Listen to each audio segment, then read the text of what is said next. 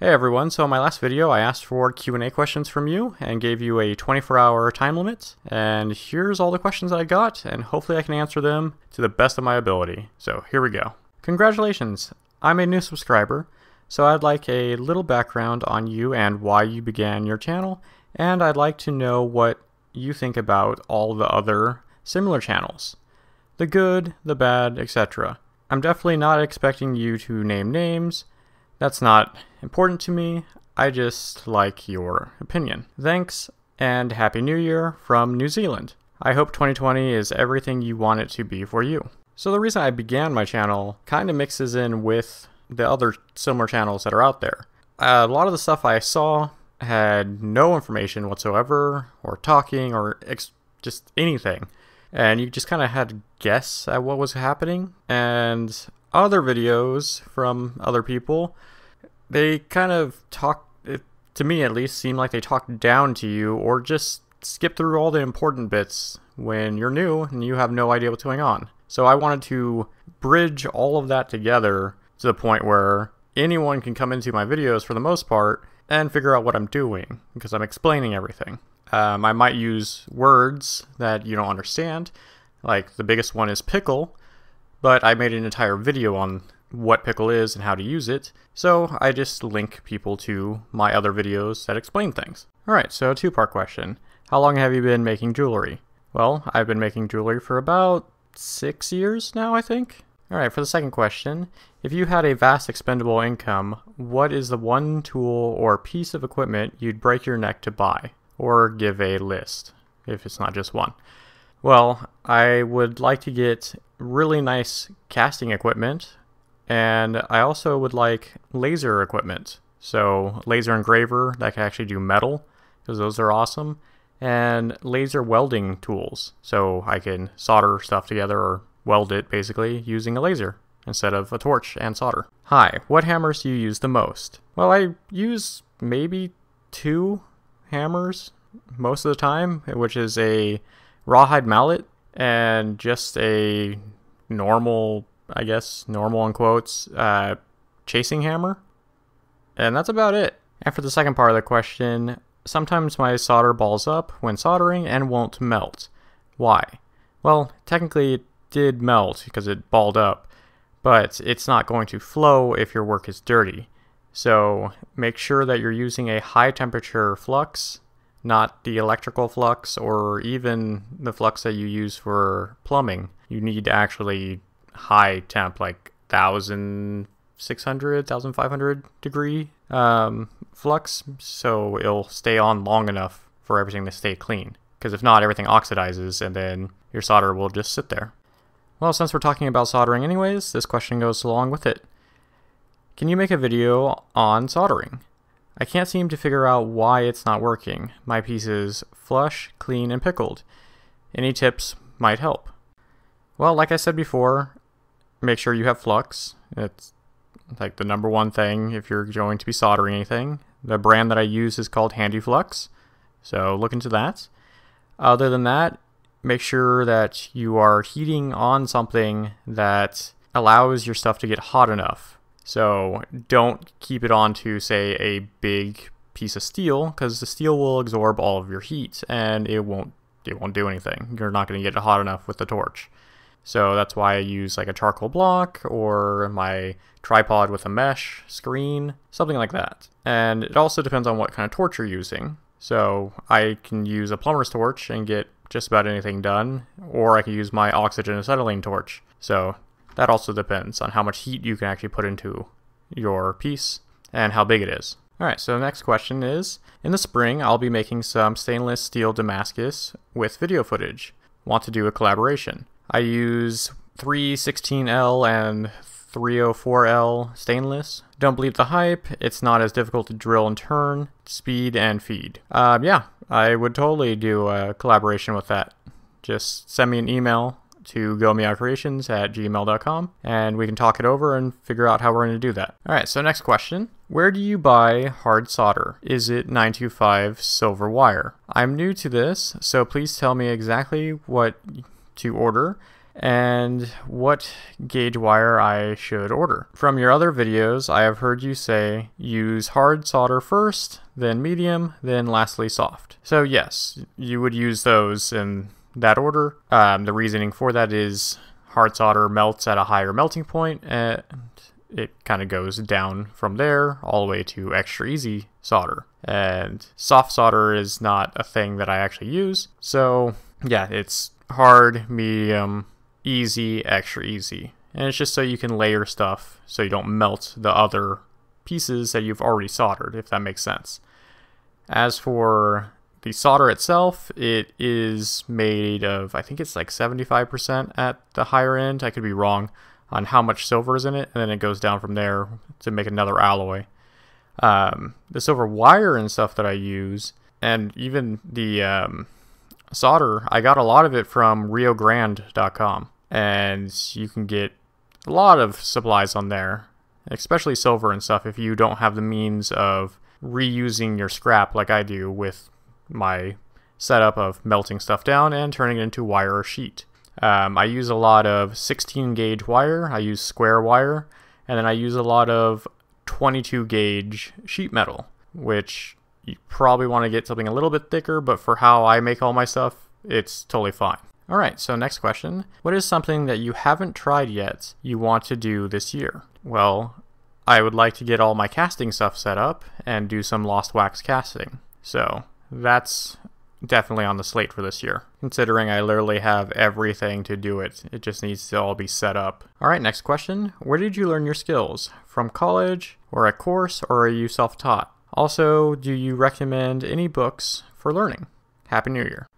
So I'm pretty much all self-taught. I did watch videos on the very basics of stuff to get an understanding, but for the most part, I just kind of try things until they work and keep track of what I fail at or what doesn't work and make sure not to do those things. I have also watched a lot of really bad quality jewelry videos that are either not in English, have no talking, or they have a lot of good info in them, but the video quality is so poor you can't see what they're doing. And I'm able to kind of just put all that together in my head and make things work. So that's basically my background. I just kind of look at things, figure them out, try them myself, and then make them work. Alright, so next question. What are the steps and materials needed to polish silver from zero? Thanks.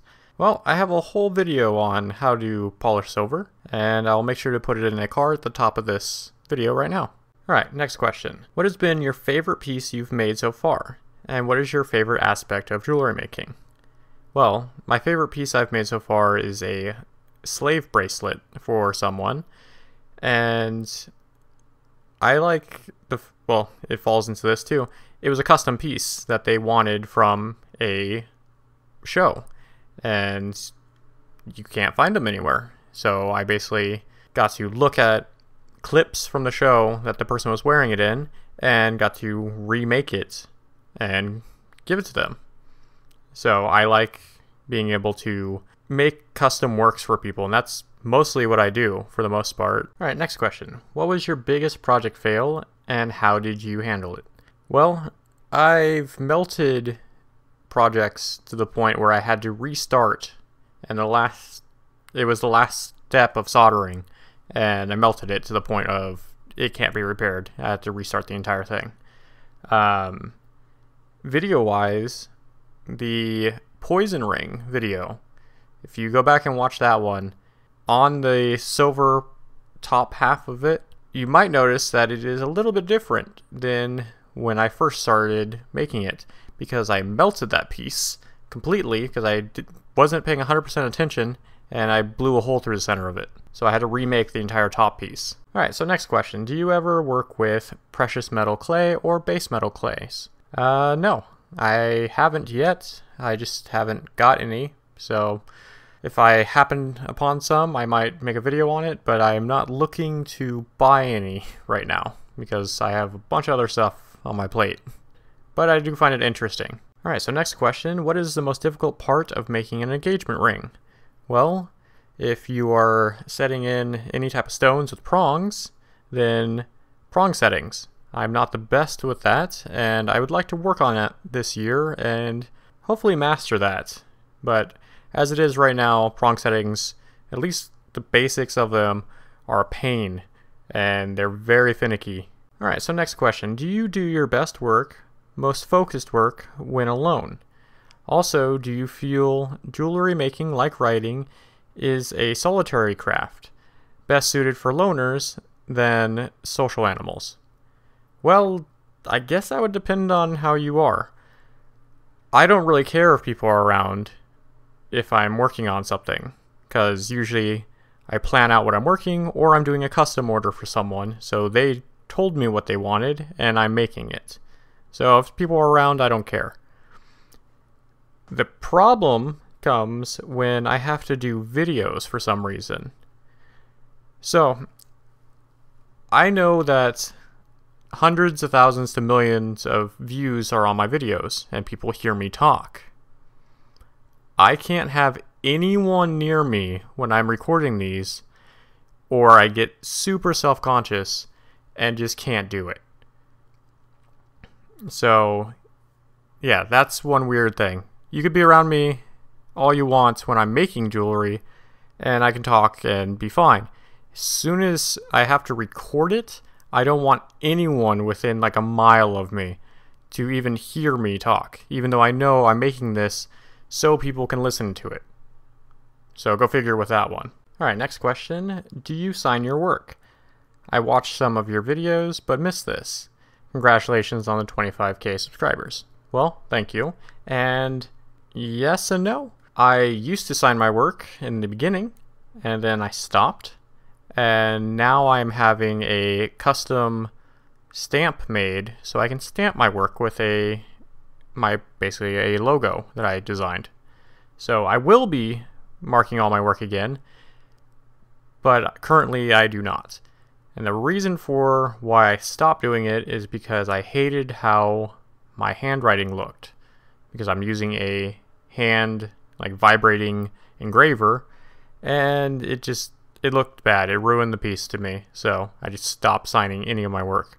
And now with the stamp, I can get a consistent look to it, and it'll look more professional. Alright, so next question. How long have you been selling on Etsy? And do you like using them to sell your jewelry pieces? I ask because I read so many negative feedback in some Facebook groups.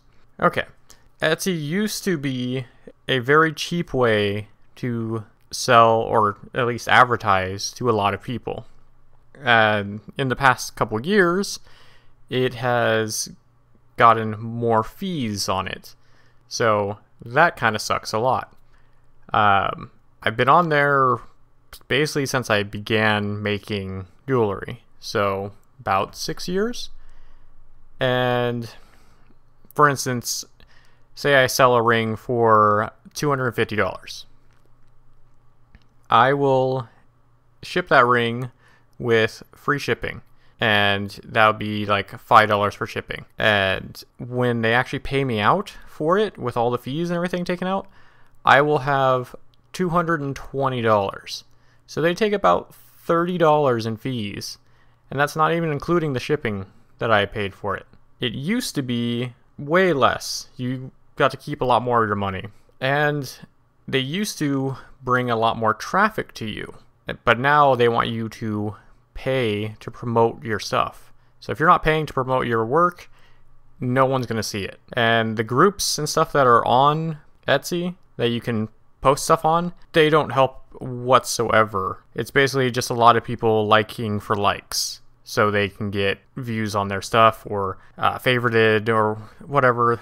And it didn't help. I tried that for a month straight, and there was no real up in my sales whatsoever. But like I said before, for the most part, I don't really sell stuff on Etsy. I don't even try on there anymore. I make custom pieces. So someone will see something on my Etsy store, contact me and be like, oh, I like this, but can it be like this? And then I'll make that for them. Or they'll see it there and then contact me directly through an email, being like, hey, I like your work, I want this though.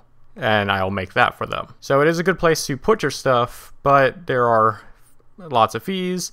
even just posting something, it costs 20 cents every couple months, so just keep that in mind. Alright, next question, safety glasses. Do I need tinted safety glasses to solder with a torch or melt silver or gold? Well, that depends how sensitive your eyes are to light. Whenever I am melting metals, like in the crucible or anything, I use tinted safety glasses because that gets real bright. When soldering, I do not, unless I am soldering on my ceramic block, because if you heat certain parts of that for too long, it gets extremely bright and it hurts my eyes. So I try not to do that, and if I do, I wear safety glasses because I'd rather not get burnt spots in my vision. Alright, here's a two-parter question. Why don't you use copper on your jewelry? Well, I do. It just depends on what I'm making. A lot of the times I'm using silver now, but I have a lot of videos showing, and a lot of pieces that I've made, that use copper and brass also. And for the second question, have you ever made your own gold from scrap? And that'd be a no, because I don't have any scrap gold to do that with. But if I did, or once I move into using gold more often, I will make sure to reuse as much of it as I can, because gold's expensive. Alright, so next question. What did you do before making jewelry? Well, I did a bunch of different design work. So I did 3D design, graphic design, and web design. I also know how computers work and how to build them, so I did that also, or just repair them. And that's mostly why I can do everything I do on YouTube, is because I'm the one that does all the things. So, like video editing and all of the graphics and everything like that is just all me doing it. Because I've had people ask me in the past if I have other people do work for me, and nope, this is all me. I also do mechanic work on cars, modifying them or repairing them. Alright, next question. Have you always wanted to do what you're doing right now? And the answer to that is no, because I never thought I would be doing this, because it just wasn't something I even thought of. It just kind of happened, and then I do it and I enjoy it. Alright, next question. Could you put some accent garnets to good use? They are different shapes. Yeah, I probably can. It just depends on how big they are and what shapes. If you can, send me an email with pictures of them. Alright, next question. Any tips on building relationships with other makers in the field as a small or lesser known craftsman? Well, you literally just have to talk to people. So I reach out to people online because I don't have any other makers around me to talk to in person, so I will just send messages to people if I like their work. And they'll either get back to me or they'll completely ignore me. And I just kind of go with that. Alright, so next question. Any advice on jeweled art shows? I've been doing them along my jewelry journey, and every year gets tougher to make money. Any suggestions would be great. Well, I have never done an art show, so sadly I have no advice for you. I'm so sorry. Alright, next question. How much do you use your lathe when it comes to ring making? Do you prefer to make them by hand to keep your skills honed, or are there any other reasons? For example, it seems like it'd be a lot easier and quicker to make inlay rings with a lathe rather than building it up by hand, like you do so well in your videos. So I use the lathe a lot for finishing work or cutting down the stone now instead of using a hand file. It also gives me the opportunity to use harder stones that would take me forever with a hand file. The reason why I don't make the ring blank on the lathe is because I use real silver, and I would have to use a pretty thick piece of silver to make a ring on there. And I'd rather just solder it together than have to make, roll out, and cut a thicker band and then machine it. That being said, it can be done, and I should just make a video showing how to do it on the lathe from just one piece. Alright, so the next question. How much have you spent on all of your tools, roughly? So if I had to guess, and this is going to be a very rough guess, and this also doesn't include any of the tools that I've gotten for free, I would have to say I probably spent $2,000 to $3,000 total on everything I have, tool-wise. And this is over the last 6 years. For instance, just my lathe, the lathe tooling parts for it, and my torch setup easily cost over $1,000. Alright, so for my next question, it looks like someone already beat me to the answer, but what is German silver and does it have any value? And basically, no, it doesn't have any value per se like gold or silver, just like it says in this answer here. And it's made of copper, nickel, and zinc, so there's no actual silver in German silver. Alright, so next question. As metalworkers tend to hoard all types of materials and tools, what do you do to save space? Well, for the most part, I just don't get a lot of materials. I only stick with my base, like copper, silver, and brass, and only buy small amounts of it at a time. As for tools, I get a lot of tools, but I also use them all, and I have a very small area anyways, so if I clutter it up too much I can't move. So if it comes down to it, and if I'm not using a tool anymore, I will just get rid of it. Alright, so I have a bunch of questions here.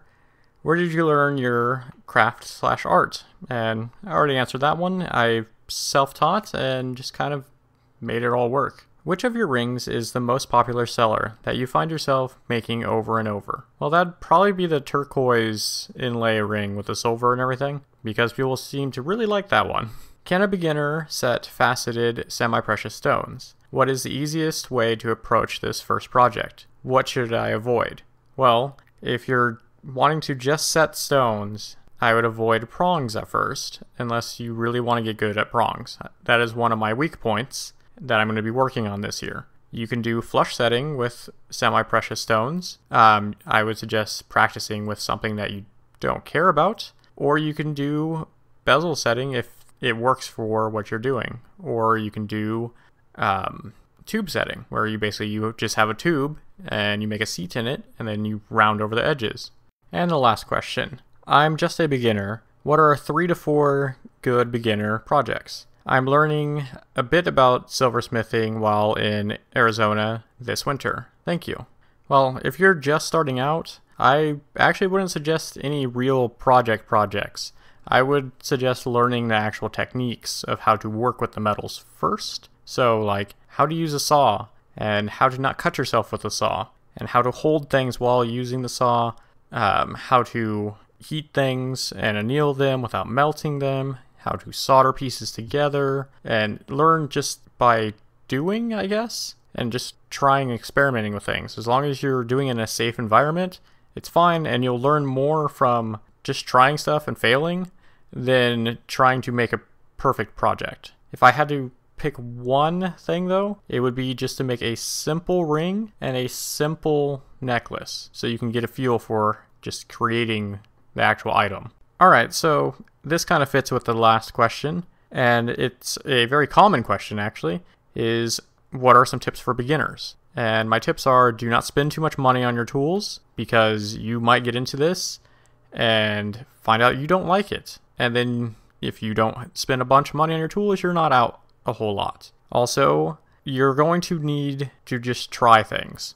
You can watch as many videos as you want, you can read as much as you want on techniques and stuff like that. Until you actually try to do the thing, it's never going to stick, and you're just not going to get it unless you actually do it. I know that might not make sense, but I've seen now that I've been doing some like one-on-one training classes with people that I can show them exactly how to do it right before they do it, and they'll still have problems with hand placement or using the tool in the right way for that scenario. And luckily I can point that out real quick and be like, oh no, hold it like this, or put your fingers here so when you're sawing everything is stable and you don't have a problem, or hold the saw frame back and put it against the wood a little bit, or just different things like that. So just by doing it and finding what works for you will probably be the best thing as a beginner. And as a beginner, you can just play around with stuff. As long as you're safe, say you have ventilation for if you're using the torch, and don't cut your fingers using the saw, or drill through something into your hand, because you need to keep all that in mind. Alright, so the next question, what kind of torch should I use to begin?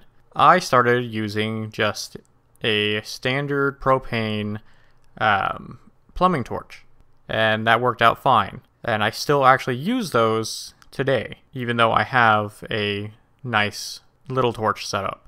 So the upside to them is you can just go to a local hardware store and pick up everything you need for it. And it's relatively cheap to replace tanks. I think it's like $5 or so for a tank. The torch end itself, if it has a starter in it or no starter, they're $15 to $18 depending. You can almost get a whole setup for like 20 bucks. And for the next part of the question, can you make a video or series on how to make things for beginners? And short answer to that is yes, and long answer is I am working on it. So keep an eye out for that, I guess. Alright, for the next question, how long did it take to become a good jeweler? Well, thank you for thinking I'm a good jeweler. And it took me about 2 months to get comfortable with everything. But granted, I still have a lot of weaknesses that I want to work on. And there's a lot of techniques and stuff that I just don't know how to do yet, that I'm still learning all the time. How did you start? Who did you learn from? Well, like I said, I just learned from doing and from basically watching stuff online and then trying it and then failing over and over again until I figured out how it all worked. And the last part of this, how much money would it take to start? And the answer is an answer that I hate hearing, but it depends. It depends on just about everything. What are you doing? What do you want to be doing? How much room do you have? What's your budget for actually doing this? There's so many variables. If I had to just start with the bare minimum things to do some of the work that I do, maybe $500, and that should take care of most of the tools and a workbench for you. But you're not going to have very many tools, and the workbench is just going to be one similar to mine where it's not an actual jeweler's bench, but it will be completely doable. Alright, so the next questions are about pricing. So when you sell a piece, you need to take into account cost of materials, shop time, advertising. Am I missing anything? Well, you also want to make sure to price in any additional tools that you are going to be using, or consumable tools even, because drill bits break or wear down over time. Just different things will have to be replaced, and that goes into making your pieces. I wish there was a simple equation just to plug in numbers and figure out a price for something, but there honestly isn't. There's a lot of guesswork that goes into stuff. There's certain numbers and you just kind of have to do it. I hate that that's the answer, but you just kind of have to figure out your pricing. There's no easy way to it. And for the other question, what is a good starting price for selling rings? And it's too vague of a question to answer just because rings vary a lot from a simple copper ring to a platinum diamond ring. So you need to look at what you're working with and then gauge from there. Also, P.S. could you make a shotgun ring, please? If you send me some shotgun shells, used shotgun shells, I could try to do that. Alright, so next question, where do you find yourself drawing inspiration from? Do you have a favorite gemstone? So I find inspiration in a lot of other people's work. I'll see something and be like, oh, that's interesting looking, but I wonder what it would look like this way. Or, oh, I like that one little thing on this piece, but I would rather it be on a necklace. And I kind of work off of stuff from that. I also like certain things in nature, just the shapes of them, and we'll try to turn that into a piece of jewelry. As for favorite gemstone, I like anything that reflects or refracts, I guess, light and makes it look different from different angles. So, like opals, how they're very colorful, or fire opal, how you move it in certain ways and you can see red inside of the dark black-green look, or moonstones, or just any stones like that. They basically remind me, or not remind me, but make me think of basically what magic would look like if it was stuck inside of a stone. Alright, I feel that these two are very similar, and even the first one is similar to my last question, but how do you find your inspiration? If you lose your mojo, how do you get it back? Also, does making jewelry ever stress you out to the point where you want to quit? If so, how do you get past this? In other words, do you ever feel like your jewelry isn't up to standard?